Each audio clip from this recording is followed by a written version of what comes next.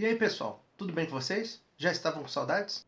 Eu demorei um pouco para postar um novo vídeo, pois eu queria que todos vocês, na medida do possível, conseguissem responder às nossas recuperações paralelas. Algumas pessoas ainda não responderam às nossas recuperações paralelas. Ainda tem tempo.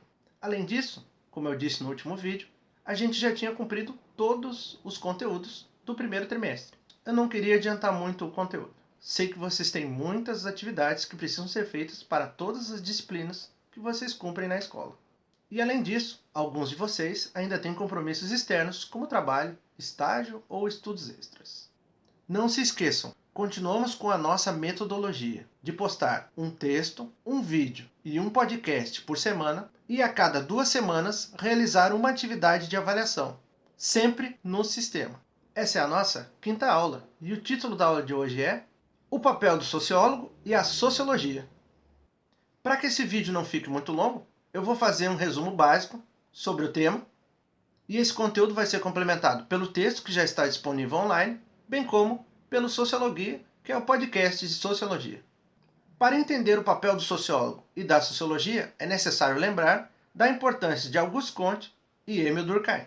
Auguste Comte foi o primeiro a desenvolver, por meio da física social, uma ciência capaz de explicar o maior de todos os objetos, ou seja, a sociedade e os seres humanos. Para fazer isso, ele criou um sistema de categorias, classificando as sociedades da mais desenvolvida, a europeia, até a menos desenvolvida.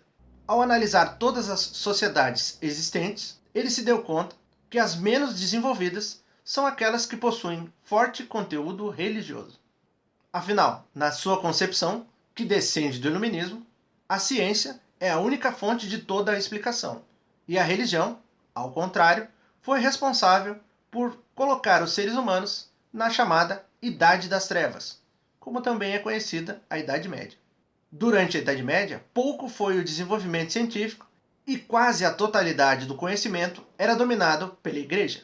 Portanto, era necessário superar o padrão religioso e colocar a ciência como fonte principal das explicações. Ao analisar as sociedades, Comte percebeu que a maior parte delas possui um conteúdo religioso. Dessa forma, ele percebeu que jamais a física social, a ciência que ele criou para tentar explicar a sociedade, poderia se fazer entender sem que ela falasse a linguagem da religião.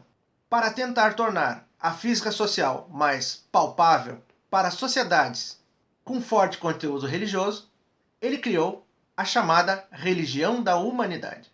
Isso pode parecer estranho, mas tem até alguma lógica. Afinal, para falar com pessoas que acreditam em religião, nada melhor do que falar de forma religiosa. A ideia mais importante associada à religião da humanidade é a trindade positiva. A trindade positiva é composta por grande ser, que é a humanidade, pois ela faz ciência, grande objeto, que é tudo que existe na Terra, menos a humanidade, e a grande ordem, que vem a ser o universo, menos a Terra e menos a humanidade.